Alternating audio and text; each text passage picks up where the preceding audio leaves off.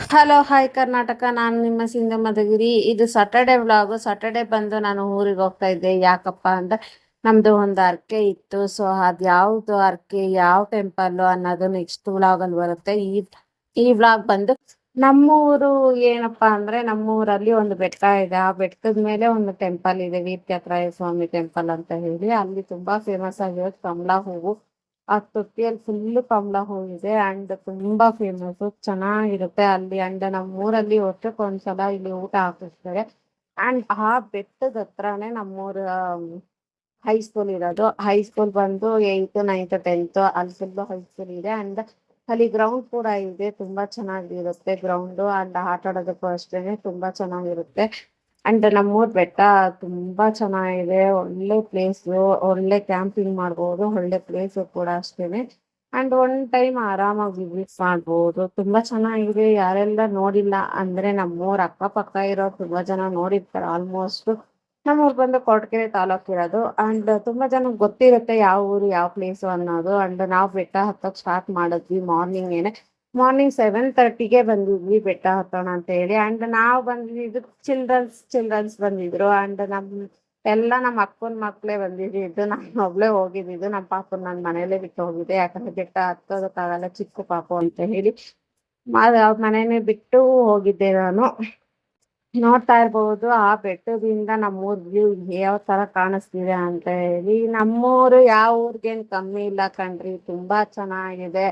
ನಮ್ಮೂರ್ ಬೆಟ್ಟ ಹತ್ತಿದ್ರೆ ಮಾತ್ರ ಸ್ವರ್ಗ ಕಣ್ರಿ, ತುಂಬಾ ಚೆನ್ನಾಗ್ ಕಾಣಿಸುತ್ತೆ. ಅಂಡ್ ಇದೇ ನೋಡಿ ಟೆಂಪಲ್. ಈ ಟೆಂಪಲ್ ಫಸ್ಟ್ ಬಂದು ಇಲ್ಲಿ ಗುಡಿ ಇದೆಯಲ್ಲ ಅಷ್ಟೇ ಇದು. ಇವಾಗ ನಮ್ಮೂರು ಅಲ್ಲಿ ಎಲ್ಲ ನೋಡ್ಕೊಂಡು ಸ್ವಲ್ಪ ಇಂಪ್ರೂವ್ಮೆಂಟ್ ಮಾಡಿದ್ದಾರೆ, ಮುಂದೆಗಡೆ ಶೀಟ್ಸ್ ಎಲ್ಲ ಹಾಕಿ ಇವಾಗೆಲ್ಲ ಅಪ್ಗ್ರೇಡ್ ಆಗಿದೆ. ಅಂಡ್ ಇಲ್ಲಿ ಬಂದು ವೀರಭದ್ರಾಯ ದೇವಸ್ಥಾನ ಇರೋದು.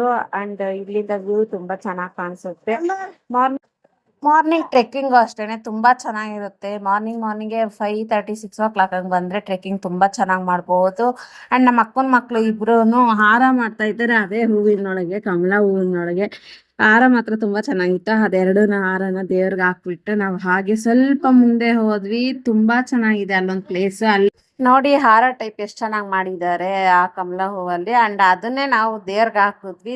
ದೇವ್ರ ಅಲಂಕಾರನ ಅಷ್ಟೇನೆ, ಒಂದು ಹೂವು ಇಕ್ಕಿರ್ಲಿಲ್ಲ. ಅಂಡ್ ಸೋಮವಾರ ಪೂಜೆ ಮಾಡ್ತಾರೆ, ಅದಕ್ಕೋಸ್ಕರ ನಾವು ಒಂದು ಹೂವು ಹಾಕಿದ್ವಿ. ಅಲ್ಲಿಂದ ದೊಣೆ ಹತ್ರ ಹೋದ್ವಿ. ದೊಣೆ ಬಂದು ತುಂಬಾ ಚೆನ್ನಾಗಿತ್ತು. ಫಸ್ಟ್ ಎಲ್ಲ ಕಮಲಾ ಹೂವು ಇದ್ವು, ಕಮಲಾ ಹೂವು ಎಲ್ಲ ಇವಾಗ ಫುಲ್ ಇದಾಗೋಗ್ಬಿಟ್ಟಿದೆ. ಅಂಡ್ ಅಲ್ಲೊಂದು ಫ್ಯಾಕ್ಟ್ರಿ ತೋರಿಸ್ದೆ ಅಲ್ವಾ, ನಮ್ಮೂರ್ ಪಕ್ಕದಲ್ಲೇ ಹೊಸದಾಗಿರುವಂತ ಫ್ಯಾಕ್ಟ್ರಿ, ವಾಟರ್ ನೀರಿಂದು.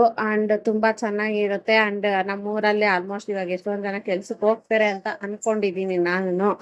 ಅಂಡ್ ಯಾರಿಗೆಲ್ಲ ಕೆಲಸ ಇಲ್ಲ ನಮ್ಮೂರ ಅಕ್ಕಪಕ್ಕರು ಒಂದ್ಸಲ ಹೋಗಿ ವಿಚಾರಿಸಿ. ಅಂಡ್ ಇನ್ನು ಓಪನಿಂಗ್ ಆಗಿಲ್ಲ, ಓಪನಿಂಗ್ ಆಗ್ತಾರೇನೆ ಒಂದ್ಸಲ ಹೋಗಿ ವಿಸಿಟ್ ಮಾಡಿ. ಒಂದ್ಸಲ ಕೆಲ್ಸಕ್ಕೆ ಹೋಗಿ, ಊರ್ ಪಕ್ಕದಲ್ಲೇ ಇರುತ್ತೆ.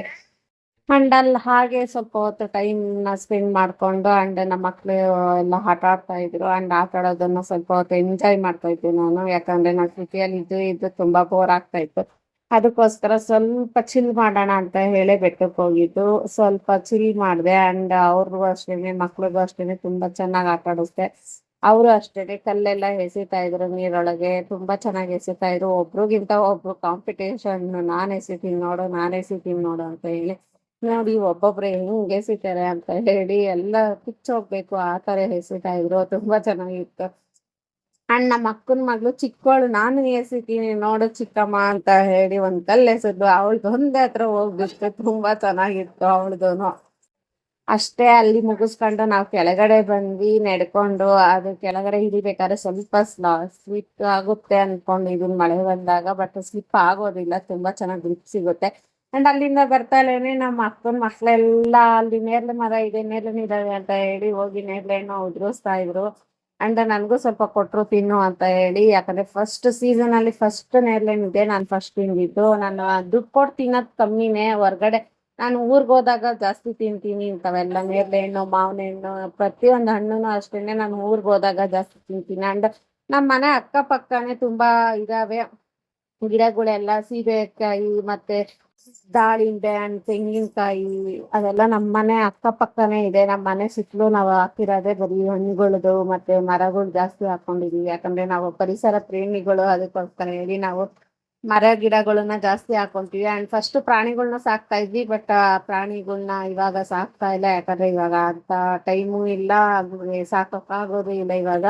ಅದಕ್ಕೋಸ್ಕರ ಮನೆಗ್ ಬಂದು ಸ್ವಲ್ಪ ನಾಷ್ಟ ಮಾಡ್ಕೊಂಡ್ವಿ. ಅಷ್ಟೇ ಇವತ್ತಿನ ವ್ಲಾಗ್. Thank you.